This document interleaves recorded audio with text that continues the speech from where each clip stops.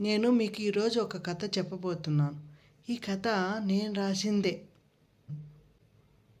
అప్పట్లో ఆకాశం మనకు చేతికి అందేంత దగ్గరలో ఉండేది. చందమామని చేతితో ముట్టుకోగలిగేవాళ్ళం. ఈ కథ ఆంధ్రాలోని చిట్ట చివరి గ్రామంలో జరిగింది. ఆ గ్రామంలో చీకటి పడే సమయానికి ఊర్లోని ప్రజలందరూ కలిసి ఒకచోట గుమికూడారు. సంతోషంగా నవ్వుతూ ఒకరి కష్టసుఖాలు ఒకరు పంచుకోవడం మొదలుపెట్టారు. ఆనందంతో పిల్లలు ఆటలాడుకోవడం మొదలుపెట్టారు. ఆకాశంలోని చందమామను కిందకి దించుకొని కాసేపు దాంతో ఆడుకొని తిరిగి ఆకాశంలో పెట్టేసేవాళ్ళు. ప్రజలందరూ ఐకమత్యంతో ఉన్నారు.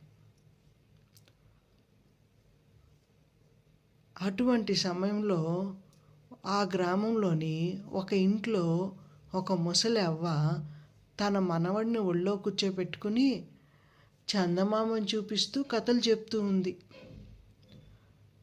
మనవడికి గోరుముద్దలు తినిపిస్తూ చందమామ రావే, జాబిల్లి రావే, కొండెక్కి రావే, గొగ్గుపూలు తేవే అని పాట పాడుతుంది. ఆ ఇంటి ఆడబడుచు ఆ పిల్లవాడిని చూసి మురిసిపోతూ ఉంది. దూరంగా ఆ ఇంటి యజమానురాలు వాళ్ళందరినీ చూసి ఆనందంగా ఉన్నారు. ఇంటి ముందు తామర పువ్వులు కొలంలో వీరిని చూసి సంతోషంగా మురిసిపోతున్నాయి. అంతలో అనుకోకుండా ఆ చీకటి సమయంలో ఆ గ్రామంలోకి అసహనం ప్రవేశించింది.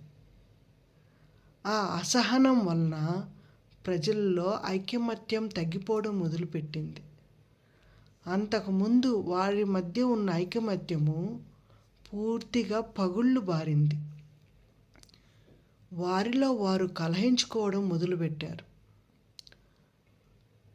అంతకుముందు రాత్రి వరకు వారు ఎంతో ఆనందంగా గడిపిన క్షణాలను మర్చిపోయి ఒక వ్యక్తి మీద ఇంకొక వ్యక్తి తప్పుడు ప్రచారం చేయడం మొదలుపెట్టారు. వారిలో దుఃఖం ప్రవేశించింది. వారిలో ద్వేషం మొదలైంది. వారు ప్రేమను పంచుకోకుండా ద్వేషభారాన్ని మోయసాగారు. పిల్లలను పట్టించుకోవడం ఆపేశారు. పిల్లలు తమ పెద్దల యొక్క ప్రేమ కావాలని వారిని తమ వైపుకు మళ్లించుకోవడానికి అల్లరి చేయసాగారు. ఏడ్చారు. ఆటలాడుకోవడం మానేశారు. కానీ పెద్దలు వారిని పట్టించుకోలేదు. ఆకాశము ప్రజలలోని అసహనాన్ని, దుఃఖాన్ని, ద్వేషాన్ని చూసి కొంచెం పైకెళ్ళింది. పిల్లలు ఆకాశంలోని చందమామతో ఆడుకోవడానికి నిచ్చెన వేసి ఎక్కారు. దానిని కూడా చూసి పెద్దవాళ్ళు సహించలేకపోయారు. పిల్లలను నియంత్రించాలనుకున్నారు. పిల్లల్లోని ప్రేమ భావాన్ని చూసి ఆకాశం దుఃఖంతో ఇంకొంచెం పైకెళ్ళింది.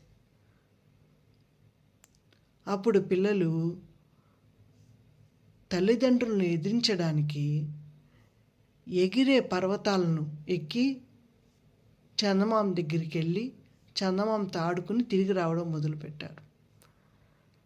దాన్ని కూడా చూసి ప్రజలు అంటే పెద్దవాళ్ళు సహించలేకపోయారు. ఆ పర్వతాల రెక్కలను కత్తిరించారు. ప్రజల్లోని అసహనాన్ని, కోపాన్ని చూసి ఆకాశం దుఃఖించసాగింది. చంద్రుడు కూడా బాధపడసాగాడు. ఆ సమయంలో పిల్లలను మరింత నియంత్రించాలని, పిల్లల్లోని ప్రేమ భావాన్ని చంపేయాలని పెద్దవాళ్ళందరూ కలిసి ఆకాశం మీదకి రాళ్ళు విసిరేశారు. దూరంగా పొమ్మన్నారు. ఆకాశము వారికి అందనంత దూరంగా పైకి వెళ్ళిపోయింది. చందమామ కూడా ఆకాశంతో పాటు పైకి వెళ్ళిపోయాడు. ఇప్పుడు పిల్లలకి ఆడుకోవడానికి చందమామ కథల్లోనే మిగిలాడు. ఇప్పటికీ అవ్వ కథలు చెప్తూనే ఉంది పిల్లలకి చందమామ గురించి. అవి ఫెయిరీ టేల్స్, అంటే అవి నిజంగా జరగలేదు అన్నట్లు ప్రజలు భావించారు.